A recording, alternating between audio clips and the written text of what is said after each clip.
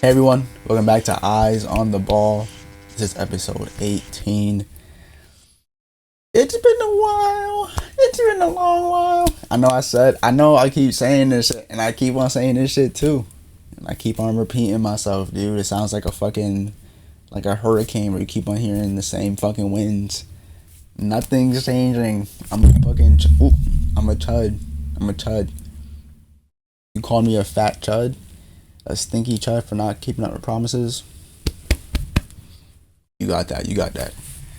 No, it's been a while. It's only 8 games left of the season already. I think the season ends on the 13th of April, the 12th of April, which is like 11 more days, which is insane to think about. Like, as a fan of somebody who has only played 20 games this season, and half of them, maybe 75% of them, were just dog shit games. It kind of felt like the season ended a while ago, but at the same time, it's crazy how fast this has happened. The season's coming to an end. I did get some stats I wanted to talk about. Or before we speak, though, your boy went to his first NBA game. Yay! It was a little Valentine's gift from my girlfriend. Shout out to her. She's a goat. We went to watch the Nets versus Grizzlies game. Obviously it was a tank. It was a tank off basically. The game was actually like not bad. Like they were definitely out there competing until like the tank comes in. They're remembering that they're tanking, and so the last like 6 minutes I think were just like kind of buns. But everything before that was kind of fun. Like it was a cool little matchup. Both teams are definitely trying. Saw some posters, which was really fucking cool. GG Jackson, I think, dunked on not Danny Wolf.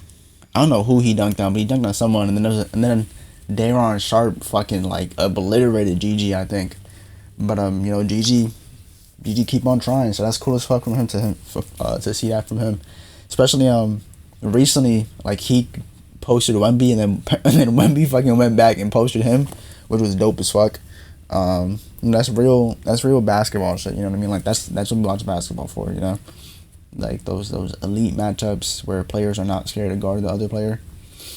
They show respect after, so that was really cool. Anyways, back to that game.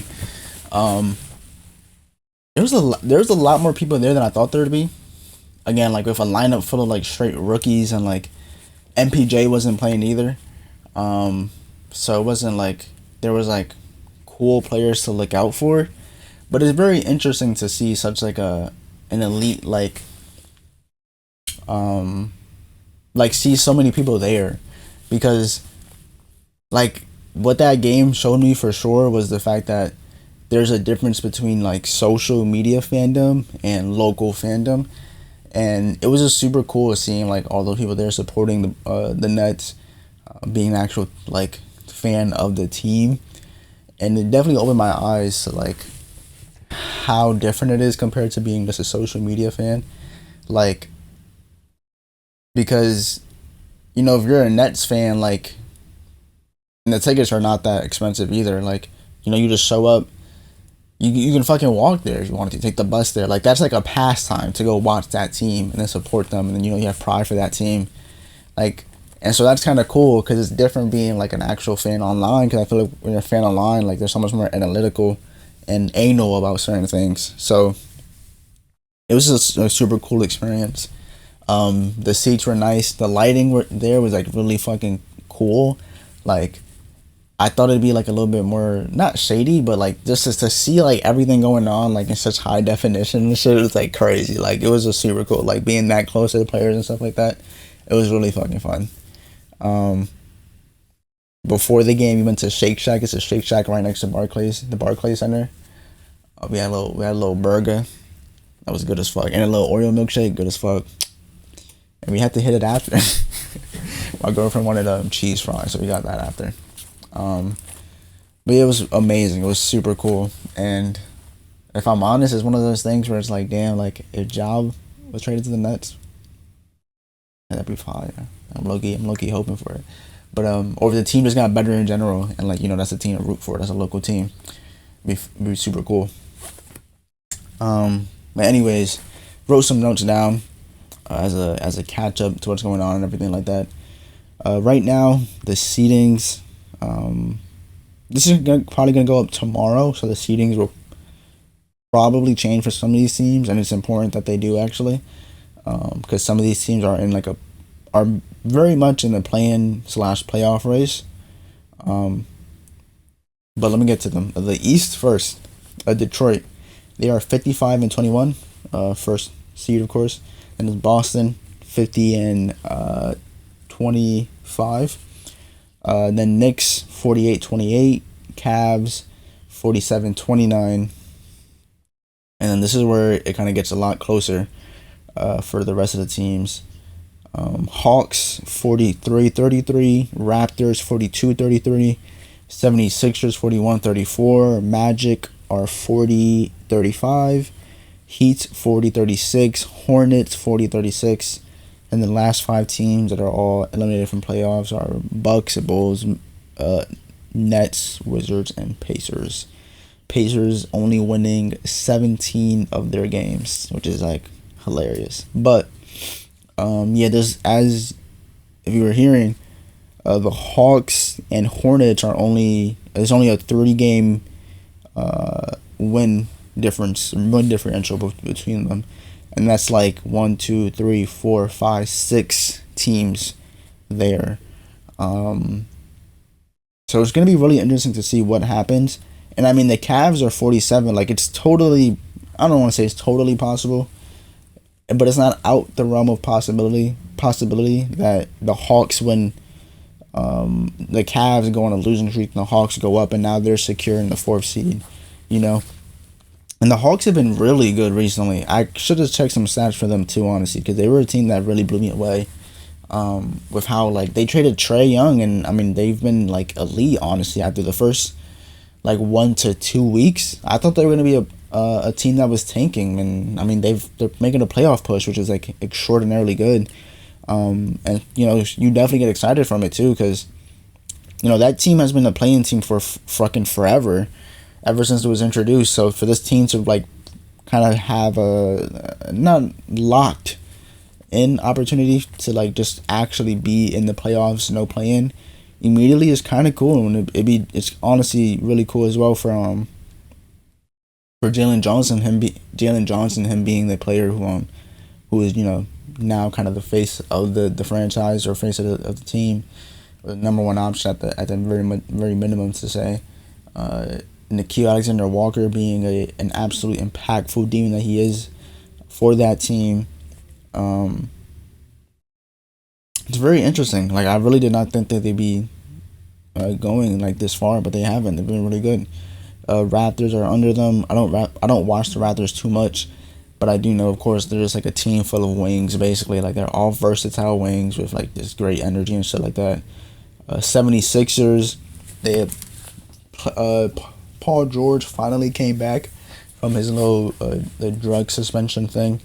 Honestly, I forgot that he was suspended for 25 games. It did not feel like 25 games, but the 76ers definitely felt that 25 games, because they were a team that they were not like far from the top 4 seed, you know, a few weeks ago, and now they're in the play-in. So it's a team, but I do think that's like their seeding is more kind of in line with, you know, injury luck more than anything else. Because again, Tyrese Maxey has been an MVP level player. Embiid, although he's in and out of the lineup sometimes, like he's been great. VJ Edgecombe, when Tyrese Maxey was out, was phenomenal. And Paul George coming back has been great too. I mean, like this is a really good team, and I think honestly, like that is a team that could make it to the semifinals for sure. You know, the Magic, again, like it's kind of crazy to see how far they have not gone. You know, considering the fact that they did such a big trade for Desmond Bain, and did all they did for Desmond Bain, and the team is like basically not worse than what they were last year, but around the same thing. And it has nothing to do with Desmond Bain either, which I think kind of could infuriate fans even more, because it's like we made such a huge trade, and Bane is looking like a top two player on the team. But a lot of it has been because of injuries. Injuries and the cohesion. And I know there's like a kind of like a coaching struggle with Paulo and I forgot his name. The Magic coach. There's like beef there or like some shit like that where they're not really connecting well, communicating well. And to see that team be in the play-in is kind of like, again, like I didn't think they'd be in the play-in at all. So it's kind of surprising to see them there. But Franz actually might play tonight. I think they said his status changed from being injured to questionable, which is kind of interesting. Like they could make a play-in push, or a playoff push, and I think they will. To be honest, I'd be surprised if they didn't. The Heat 40-36. I have not watched some of the Heat. I know Bam had that 83 points, which is crazy.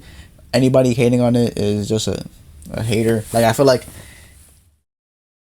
the people who are like, oh man, he should have stopped scoring because of Kobe. You think Kobe, if you think if Kobe was alive right now, that motherfucker would have been like, yo, why the fuck did you keep on scoring, fat ass?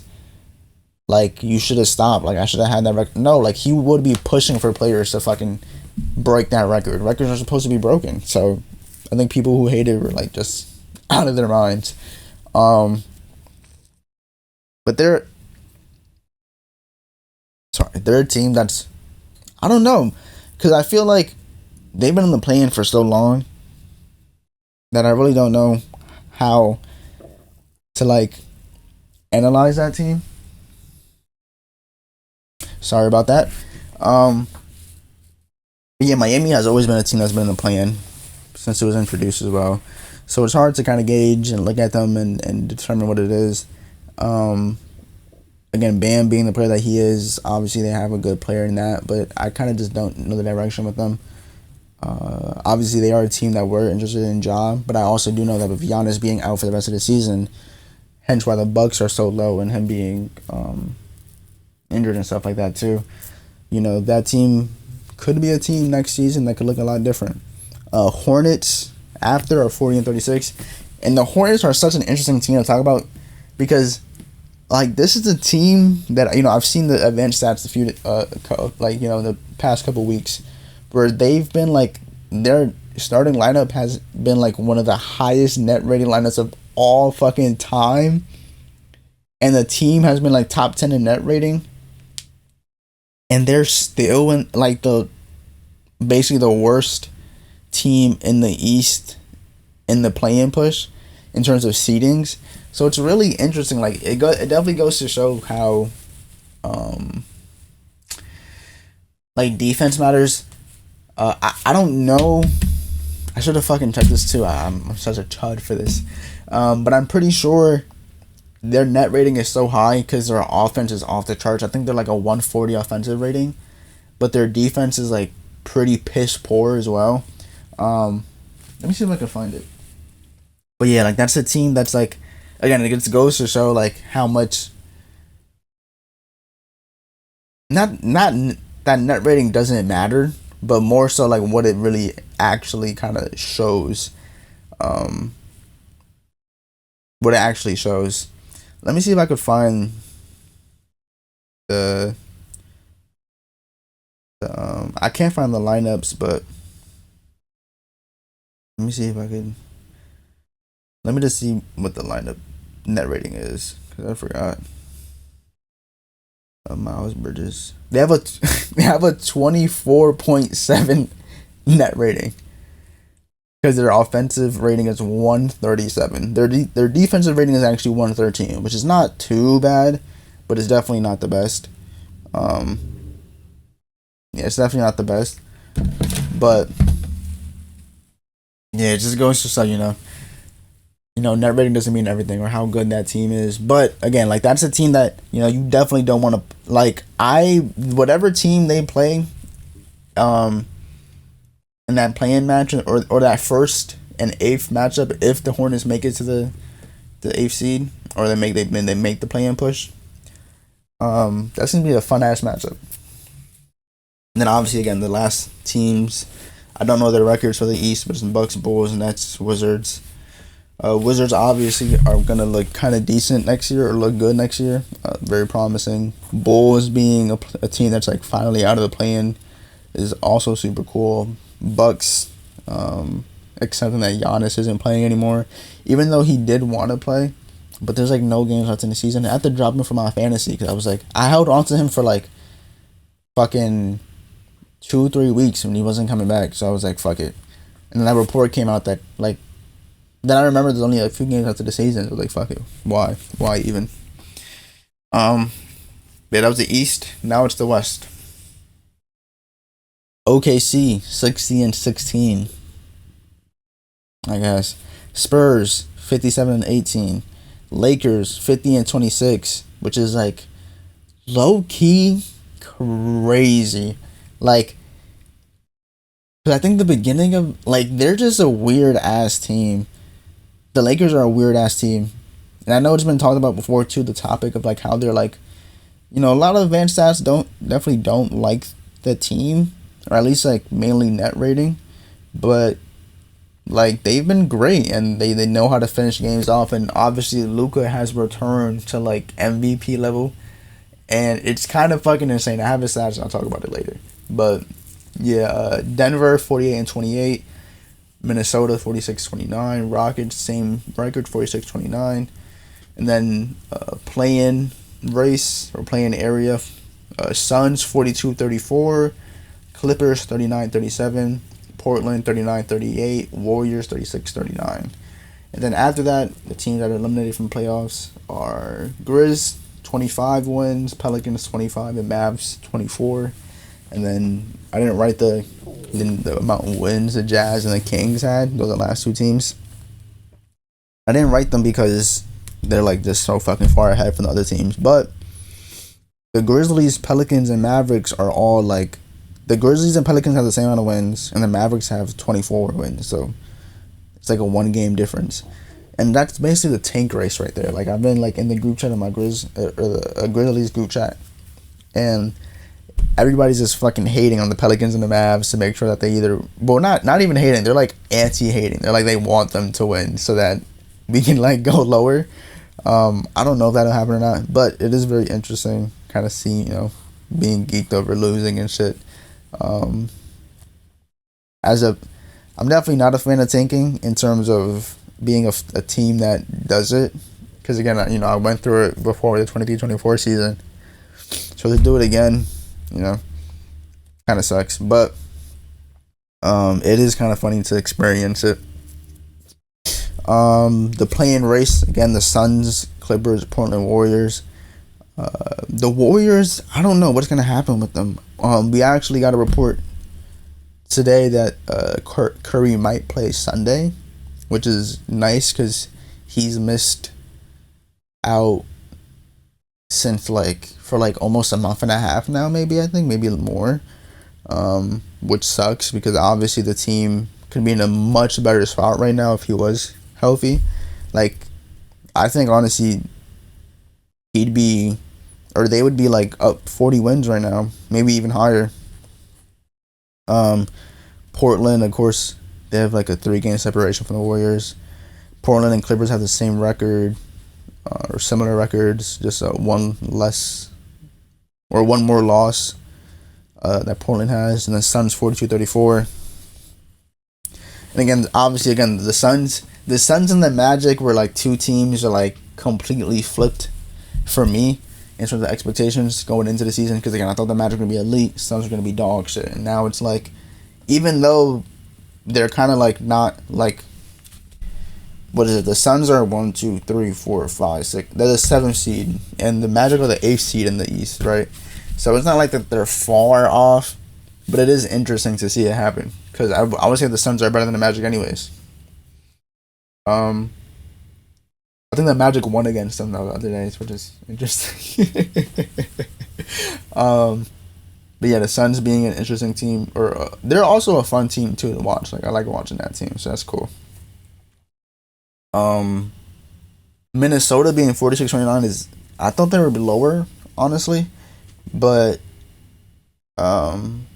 Ant has been out, and then I know, and Jaden McDaniels is also out, but I don't know if he's gonna come back before the playoffs start, which is interesting because that could fuck up a lot of things. I'm not gonna lie, like either Ant has to put on the carry job of doom, or we'll see. Anything else with the records? Uh, I mean, there's like a 7 game separation between 2 and 3 for the West. But it's only a 3 game separation for 1 and 2. I guess it's possible, but I don't think. I think 1 and 2 will probably stay the same. We can definitely see some differences from seed 3 to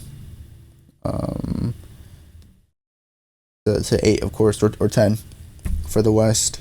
For the East, honestly, we could see differences from the same thing. Or maybe not the same thing. I say Knicks and Cavs might change up spots, but then Hawks, which is like the fifth seed, 1, 2, 3, 4, 5, yeah, the fifth to like 10th seed can definitely change up, for the East. Then I got some ratings.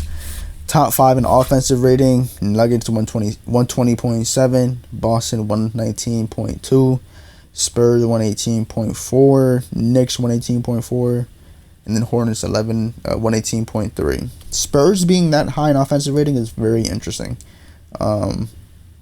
because I don't look at them as like a great offensive team, but they are, because of, I think a lot of it has to do with their guard rotation, like just how explosive they are.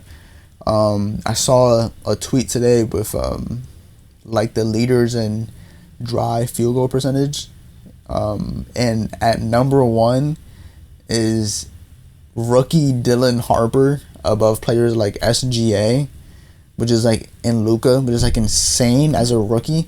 He has like 100 less attempts, I think, than like SGA. But to be that like efficient as a rookie driving like that is like nuts. Top 5 defensive rating: OKC 106.3, Pistons 108.8, Spurs 110.1, Boston 111.5, and Mini 111.9. As you could tell, Spurs are top 3 in both of them. So, and then net rating: OKC 10.9, Spurs 8.3, Detroit 8.1, Boston 7.6, and Knicks 6. Knicks being that high in net rating is very interesting, because again, the Knicks to me are like a team where it's like, I don't know what to expect with them. Like, I feel like they're mid during the regular season, but they're still top 3, like a top 3 seed right now. And then the playoffs, they're like extremely playoff risers. But even then, it's like, they're not. I don't think anybody sees them as contenders for like the actual chip, which is like, it's they're just an interesting team to think about, or gauge or analyze. Next, we're gonna move on to some teams. Rockets, even without Steven Adams, are still a top rebounding team. They rebound 38.7% of our offensive rebounds, and they rebound 54.4% of the time, or they get the rebound 54.4% of the time. A lot of that has to do with not just Şengün, but a lot of it has to do with also Tari Eason and Amen Thompson. Tari Eason was like on a shitty ass fucking stretch of games, just farting it up on the court, but he's been pretty great recently. He had like a great game the other day. His mom was fucking. His mom had like subbed the fucking Houston fan on Twitter, a Rockets fan on Twitter. That was like funny as shit. But yeah, the Rockets are, again, they're, what are they? Top 5, top 6 in the West. I don't know what to expect from that team. I can see them being first round knockouts, depending on who they play. Like, if they play the Suns or the Warriors, I can see them losing. Maybe not the Warriors. I think the Warriors do lose. Just like, again, unless Curry puts on like a carry job of hell, like they probably will lose. But I think the Rockets could lose to the Suns. I think, honestly, or the Clippers too. whoever gets the Suns, um, or Clippers is gonna be a very very dangerous matchup. Nuggets, number one offensive rating, as I said before. They are 120.7 offensive rating. But they are bottom 10 in defensive rating at 116. That's the only team in the league who is top 10 in offensive rating and bottom 10 in defensive rating. Obviously horrible. You don't like seeing that at all. Um, of course, this is a team that it's like hard to gauge the regular season because we did the same thing last year, and then they took OKC to 7, and obviously again like that was a game where it looks different if Aaron Gordon is not or is healthy. So obviously you don't want this to continue into the playoffs. It's something that could though for sure. They've also had a lot of injuries during the season, so it definitely has affected him. Like Peyton Watson only came back 2 weeks ago, I think, and he's like a vital piece of that team. Christian Braun, the same thing. But I think again, like this team obviously always looks better, always looks different in the playoffs. So it's hard to gauge them right now. And I put the Pistons because the Pistons are interesting team to talk about as well because I feel like they're what OKC was last year, right? A young team that plays extremely physical defense, has their heliocentric offensive player but this time he's a great playmaker, and this time he's also a really good defender, I would say. I wouldn't say he's kind of like insulated like SGA is. I would say Cade is actually a really good defender. He's one of the better shot blocking guards in the league as well. But again, the offense looks looks kind of very mushy. It's kind of hard to think about what that offense is without Cade. And I mean, we are looking at it right now because of what has happened, unfortunately, with Cade. He had a collapsed lung, which sucks, by the way, because not only is it going to remove him, I think, from any NBA awards because of the 65-game rule, which fucking sucks, by the way. But you do look at this team and you kind of think about, like how they're going to look without him in the playoffs if he doesn't come back before the playoffs. Because I don't think we actually know if he'll come back before the playoffs. I think there was a report that said that they should be good. He actually shouldn't be good to come back before the playoffs or come back by the time the playoffs start. But we'll see when the time gets there. But Pistons score 49.2% of their points from the paint. That's tied with Pelicans' top 2. But they're also bottom 2 in percent of points from 3, which is 28. Again, a lot of that obviously comes from the fact that most of their guys are in the paint being extremely physical. Duran being the guy that he is. I don't know. I do have Duran's stats, so I'll say them in a minute. Asar Thompson, they're like kind of secondary ball handler / initiator. Who was like that guy for the most of the season. Now they have I think what's his name? Dennis Jenkins, I think, who has been elite every time Cade has been injured. Is also, of course, like they're really good ball handler, scorer, shooter. He's not a bad defender at all either. But yeah, it's just it just comes from their guys just not shooting a lot of threes and just being much more physical in the paint. But their record with Cade this season, 44-17. Without Cade, 11-4. Obviously, that's a very small sample size, only 15 games without Cade. But yeah, like I said, the offense scares me for the playoffs. But Duran has been amazing without Cade as well. I know we had on one of my last episodes, I was talking about how fucking insane Duran was, how he was averaging damn near like all NBA numbers, 30 and like 10 or 30 and 12 or some shit. According to the Data Baller, without Cade at the rim, he has a 67.8 efficiency for field goal, and he would average 27.3 points, 15.6 rebounds, and 65.7 true shooting percentage per 75. And then on regularly, he's averaging 19.3 points and 10.6 rebounds. That's regular stats, like with Cade. This is regular counting stats. Um, and out of players to play 40 games in the league, Duren is top 8 in offensive rebound percentage. So, again, Duren has been incredible for that team.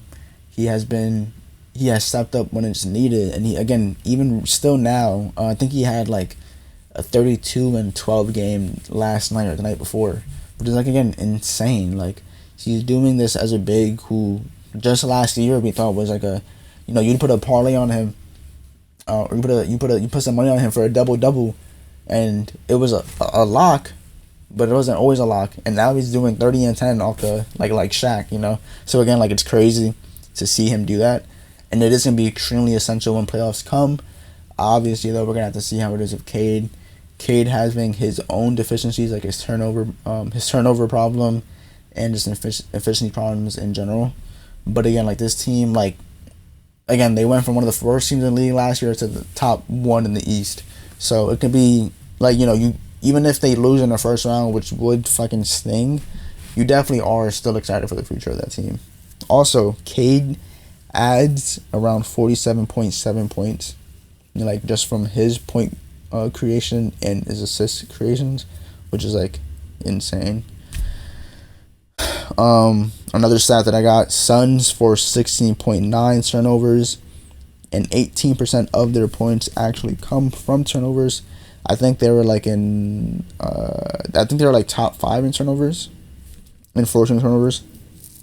So it's definitely, again, it's cool to see this team kind of just show off that grittiness and show off the fact that they're just so energetic.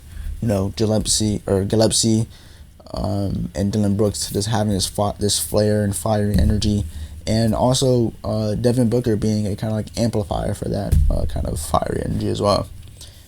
And then another random stat: Raptors were top 2 in field goals made from assist for 2s and 3s. Top 2 in both of those. So they're 59.8 other points are coming from assists for 2s, and 94.9, I think, or 94.4 of their field goals made for 3s come from assist, which is really kind of like points out to what that team philosophy is. Just being able to have high basketball IQ, having versatile players who all kind of know how to position themselves and be at the right spot. Definitely also shows you as well that there's not a lot of dribbling going on. It's a lot more kind of off-ball movement and being either relentless for actions, or just kind of always looking for the next player for an easier shot. And now players. We're going to talk about the fucking MVP race, because the MVP race has been like insane. Second. But it's insane MVP race. So obviously, again, the top 4 to me, I felt with Jaylen Brown, and I like his case, but especially with the Celtics being this fucking insanely good this season, and nobody expecting them to be this good, these other 4 players are just up in arms better. It's Luka, Wemby, Shea, and Jokic. Those 4 players. So we're going to start with Luka first. Now, for Luka's stats, I put last 10. I know necessarily that's not the best, because I have the other 3 are like their counting stats for the season.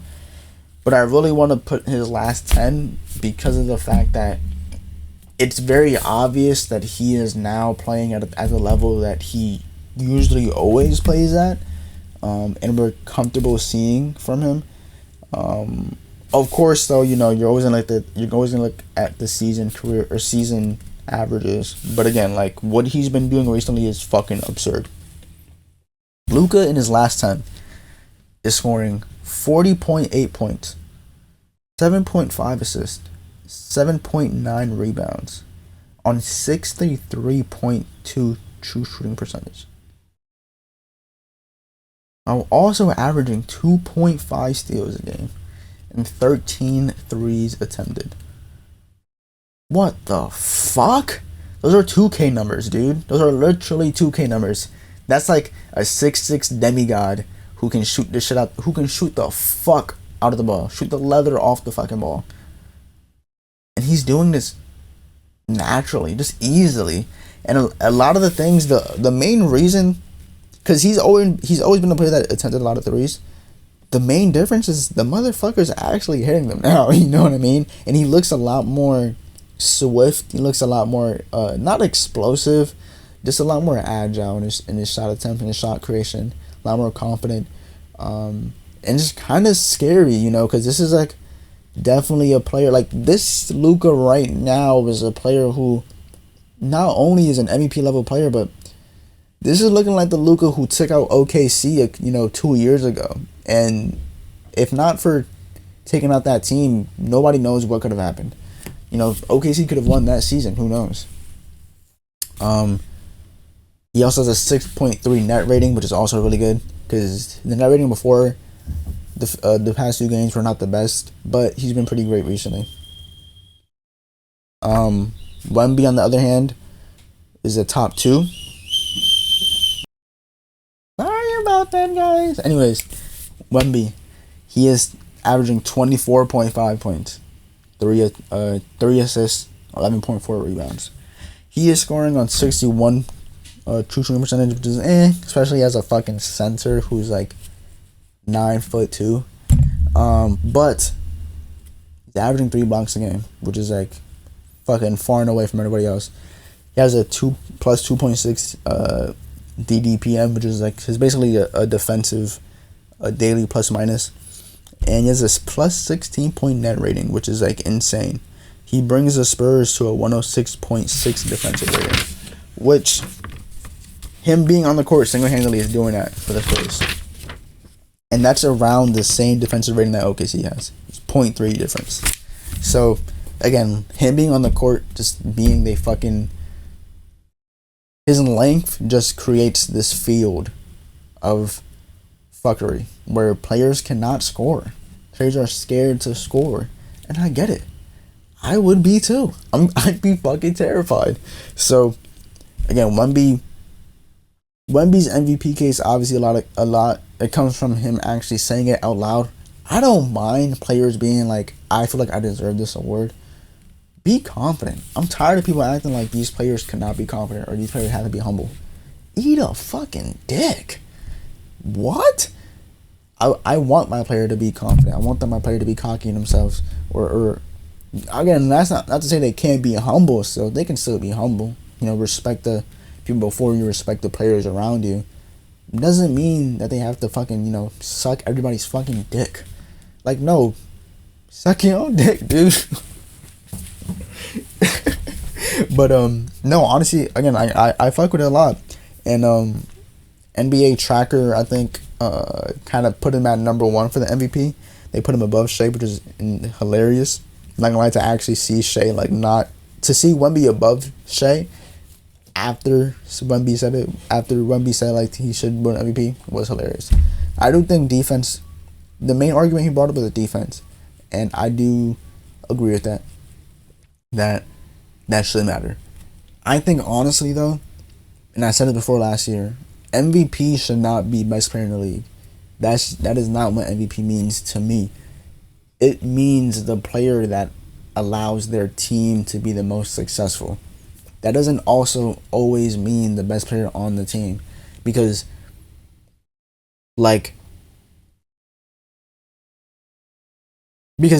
the best player on the team is Shea, right, the team is still good without Shea. They're not a top 1 seed without Shea, for sure, but they're still a great team without Shea. Right? Tatum last year was like top 5 in MVP. Look at where they are. Right? Do you look at Tatum differently, or do you look at the Celtics differently? Right? And so that's my opinion on it. Like, I don't necessarily think that it's the best player in the league. Honestly, I think there should be another award for that. As much as it would suck to implement it right now, but I do think there should be another award for that. I think MVP always should mean the most valuable player to the team that is allowing that team to be so successful.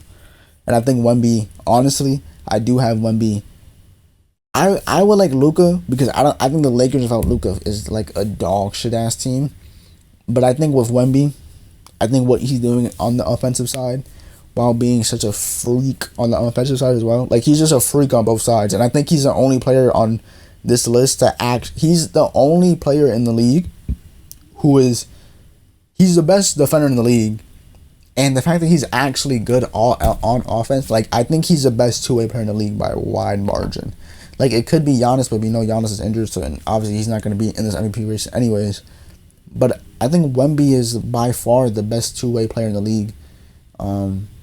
Maybe Kawhi would be up there, but that's it. I don't know who else. Maybe Scotty Barnes. I was gonna say Bam, but Bam, I mean, he scored 83. Doesn't mean he's a fucking amazing scorer. You know what I mean? But yeah, I think he's the best two-way player, like by a wide margin. Shea, 31.6 points, 6.5 assists, 4.4 rebounds on 66.5 true shooting percentage as a guard. He is shooting a relative true shooting percentage of 8.8, which is insane. He has a 14 plus 0.4 net rating, which is kind of surprising because I think just 2 days ago, because I was checking like 2 or 3 days ago, and they were pretty close. I don't know if Wemby was a 14.7 or if Wemby was like a 14.4 or Shea was like a 16.7. I think Shea had a higher net rating. So to see it like this is kind of weird. Or when I looked it up. But yeah, like it's a lower net rating, but again, like it doesn't matter. A lot of the net rating for him, why it's such a big leap, is because it comes from the offensive leap that OKC takes when he's on, which goes from a 122 to a 113. The defense literally only changes by a point. And obviously, again, like he broke Wilt's record. When was it? Like 2 weeks ago, I think. So again, like for as a guard to be doing this is absolutely incredible. I don't think the Michael Jordan or Kobe comparisons are too far off. Like the guy, like this is like prime Curry level type shit, and it's like, but it's with a mid range and a foul baiting. I actually I was watching the Pistons game, the Pistons and OKC game, and OKC was up by a decent margin, and then all of a sudden I get a real notification, and they're actually close. So I'm like, what the fuck? I'm gonna start watching this. Let's see. And then Shea does what he does best. The whole game just starts becoming this foul bait fest, which kind of sucks. Like it is annoying. The game almost ended on some crazy shit. I think Shea almost had probably one of his best game winners of all time. But they caught him for a push off finally, and I'm gonna be honest, he was like exasperated, and then he watched the clip and bro, he fucking Derrick Henry'd the fuck out of Javonte Green, I think his name is from the Pistons. I could be wrong on that, but like he fucking straight shoulder, like he held his shoulder and pushed him. What the fuck? And so he got called for it. But that whole, like, again, when it comes to the foul baiting shit, a lot of it's like, to not blame the player would be like taking away accountability because the player knows what they're doing. But obviously a lot of it comes from the refs and enabling it. And it also comes from this officiating and the rule book in general just being like very easily manipulated. And so that's something that, like, again, like I do wish that there was a thing to kind of change or any sort of change for that, but we'll see. But again, Shea has been incredible, and if he wins back to back, I would not be surprised either. Then Jokic, the last finalist to me, 27.9 points, 10.8 assists, 12.9 rebounds on a 67.3 true shooting percentage. He has a relative true shooting percentage of 9.6, which is insane. Out of all of the players, he's number one in relative true shooting percentage, which is insane. I did not think he was that high at all. I thought he was way lower. I thought Shea was number one by a wide margin, but Jokic is up by 0.8, which is insane. He also creates 53.5 points just easily. I think he's 100th percentile in that category. He's a 10.